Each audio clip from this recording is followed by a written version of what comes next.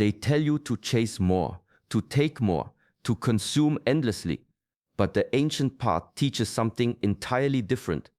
The greatest power is not found in the taking, but in the withholding, in the quiet restraint that sharpens the soul like a blade. What if the things you resist are not punishments but doorways?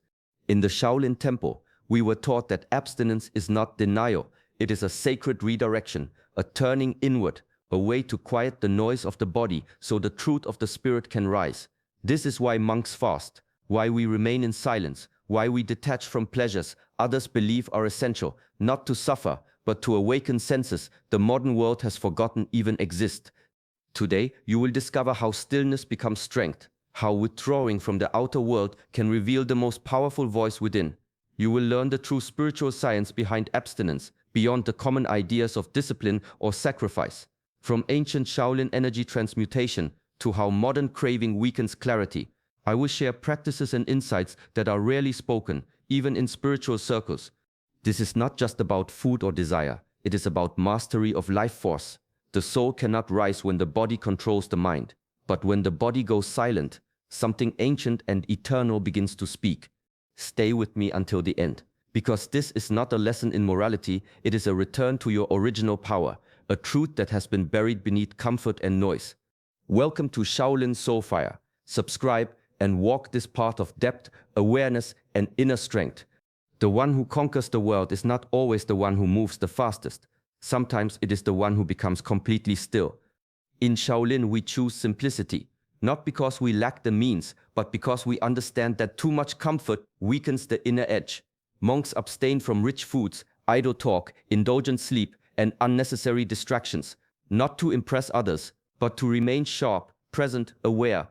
Stillness, you see, is not inactivity, it is a weapon. It is the discipline that keeps the warrior alert, even in silence. The body wants to move, the mind wants to wander, but when you train both to be still, you begin to see beyond appearances. You notice the breath, the tension in your muscles, the subtle pull of your own impulses. This is where self-mastery begins.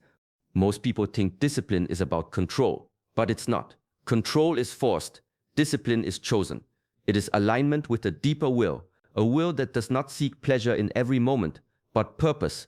Every time a monk sits for hours in meditation or stands in horse stance until the legs tremble, he is not punishing the body, he is refining it, transforming noise into presence. And in this space where movement ceases and desire pauses, the senses become sharper, the spirit grows louder. You begin to feel everything that was hidden beneath comfort, pain, yes, but also clarity, power, and the kind of freedom that cannot be bought. Stillness strips away the unnecessary. What is left is truth. The real strength of Shaolin is not in the strike, it is in the silence before it. The body is always speaking, it whispers with hunger, it tugs with desire, it begs for comfort, for stimulation, for escape, and the more we feed these cravings, the louder they become, until they drown out the quiet voice beneath. This is the voice of the soul. It does not shout, it does not beg, it waits. In ancient traditions, especially within Shaolin, the practice of abstinence was never meant to punish. It was a way to lower the volume of the body so the deeper self could be heard. When you stop feeding every impulse, something remarkable happens. You begin to notice how restless the body truly is, how it panics in stillness, how it searches for distraction the moment silence arrives. But this is the first gate of inner mastery. Abstinence is the training ground. It is where one learns to sit with emptiness and find that it is not empty at all. Without the constant flood of sensation, the mind clears, the breath slows, and in that stillness, insight begins to rise, not from the outside, but from within. The body will resist at first, it will complain, it will tempt, but this resistance is not the enemy, it is the lesson. It reveals where attachment lives, where unconscious habits control us. And each time we observe without obeying, we grow stronger, calmer, more free. To silence the body is not to reject life. It is to return to it more fully, with awareness, with intention, with strength that does not depend on stimulation, but springs from peace. In this silence, the soul does not need to search. It simply begins to speak, and we begin to remember. Abstinence is often misunderstood. Many see it as refusal, as deprivation, as a rejection of joy. But in truth, it is none of these things. It is not about what is denied. It is about where energy is directed. In Shaolin teaching, abstinence is a sacred redirection. When monks fast or simplify their daily lives, they are not turning away from life, they are turning towards something deeper. Each act of restraint is a conscious choice to lift energy upward, from craving to clarity, from instinct to intention. Desire itself is not evil, but when it rules us, we become scattered. Our energy leaks through endless distractions. Abstinence seals those leaks. It gathers scattered force and focuses it like a blade. The result is not weakness, but power. Silent, grounded, and real. Think of fire. It can warm, it can destroy, it can transform. But only when it is contained does it become useful.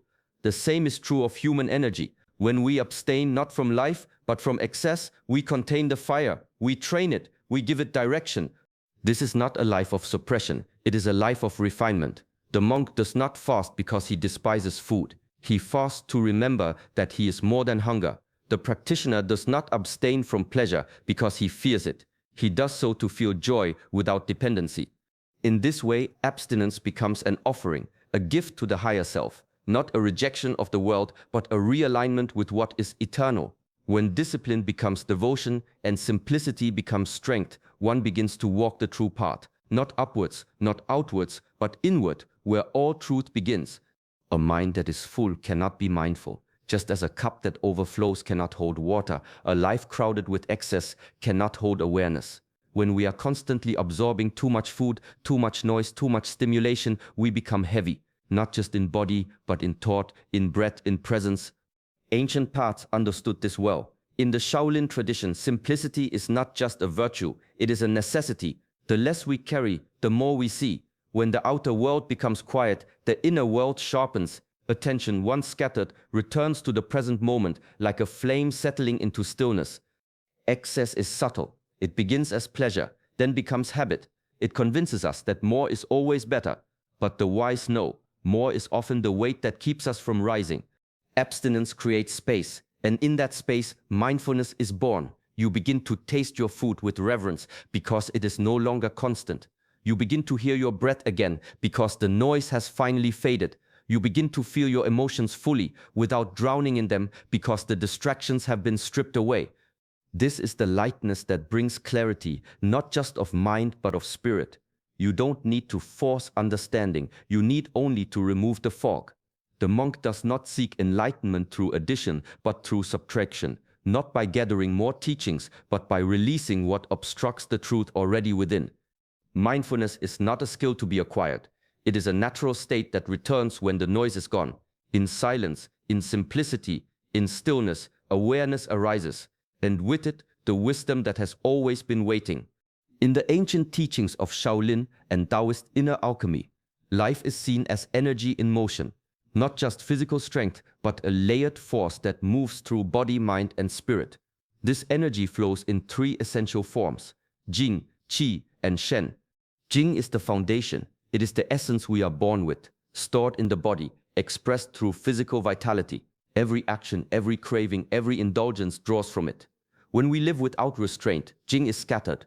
But through abstinence, through simplicity, moderation, and stillness, we preserve it. We protect the seed of our potential. Kuai is breath, movement, awareness. It is the energy that animates us in the present. When the body is calm and the mind is quiet, Qi flows smoothly. It is refined through mindfulness, through conscious living, through deliberate practice. Where Jing is the source, Qi is the current. It connects our inner state with the outer world. And Shen, this is the spirit, the highest expression of energy, not bound by flesh or form. Shen is the clarity behind the eyes, the depth behind the breath. It is awakened when Jing is preserved and Qi is purified. Through self-discipline, silence, and focused intention, we rise beyond survival and step into awareness. This is the path of inner alchemy, not the transformation of metal into gold, but of instinct into insight, restlessness into peace, self into soul. Abstinence is not the goal, it is the gate. By turning away from constant consumption, we create the space for this subtle work to begin. The body strengthens, the mind sharpens, and slowly, silently, the spirit begins to shine through. Abstinence reveals what comfort conceals. The moment you stop feeding the body's constant cravings, something begins to stir inside. Restlessness, irritation, emotional waves you didn't notice before. This is not failure. This is the beginning of truth. Discomfort arises not because you are doing something wrong, but because something false is being uncovered. The attachments you thought were needs begin to show their true nature. Habits lose their hiding places. Feelings that were buried beneath stimulation start to surface. This is the inner storm, and it must be faced, not avoided. In Shaolin training, monks are taught to sit with the storm, to remain unmoved while the mind screams, while the body protests. No distraction, no escape, only presence. Because it is in this moment, raw, uncomfortable, honest, that transformation begins. Most people turn back here. They interpret discomfort as a sign to stop, but those who endure begin to see differently. They discover that behind the storm there is stillness, not emptiness but peace, not suppression but freedom. Discipline is not about suppressing desire. It is about watching it rise and fall without becoming it. You observe your own mind like a mountain watches the weather, patient, unmoved, aware. This is where mastery is born. In the fire of resistance, the mind is tempered. In the silence of discipline, the soul strengthens. What once felt like loss begins to feel like liberation. The craving fades, the clarity remains. And on the other side of the storm, you do not return to who you were. You emerge deeper, lighter, free from the chains you didn't know you wore. This is the quiet victory of the path, not over the world, but over the self. True power does not explode. It rests, silent, steady, rooted like a mountain beneath the surface of the earth. Stillness is not a weakness. It is the foundation of all strength. The ability to sit without reaching, to breathe without grasping, to witness without reacting. Abstinence is the doorway to this stillness. It teaches the body to stop chasing, the mind to stop running, the heart to stop clinging. When you choose not to indulge every impulse, something deeper starts to awaken. You begin to notice the pause between thought and action. You begin to see the craving before it becomes behavior. And in that space, small, sacred, often overlooked, you find freedom. Most people are not ruled by circumstances. They are ruled by reactions. But stillness interrupts this pattern. It gives you a choice to respond rather than to obey the old scripts of desire and fear. In ancient traditions, warriors trained not just with weapons, but with silence. Because without stillness, there is no aim, no balance, no inner center. A restless mind cannot hold peace. A scattered heart cannot carry strength. Through abstinence, the mind becomes less frantic, the nervous system slows, the breath deepens, and as the outer world fades, the inner world becomes clearer. You begin to move with intention, not instinct, to act with awareness, not urgency. This is personal mastery, not controlling life, but no longer being controlled by it. It begins not with a grand act, but with the simple courage to be still, to sit with discomfort, to wait, to listen, and in doing so to remember the unshakable power that has always lived quietly within. In an age where more is constantly demanded, more speed, more noise, more stimulation, choosing less has become a quiet form of rebellion. To turn away from the flood of distractions, to fast when the world feasts, to sit in silence while others chase noise. This is not old-fashioned, it is revolutionary. Ancient disciplines like fasting, stillness, and simplicity are often dismissed as outdated, but they endure for a reason. Not because they are ancient, but because they speak to something timeless within us. The mind may be modern, filled with data and urgency, but the soul has not changed. It still longs for space, for clarity, for peace that cannot be bought or downloaded. In the Shaolin way, practice is not about keeping old traditions for tradition's sake, it is about keeping what works. And the truth is, these practices do work. Simplicity calms the mind, silence sharpens the senses. Fasting resets not just the body but the spirit. They are not punishments, they are purifications.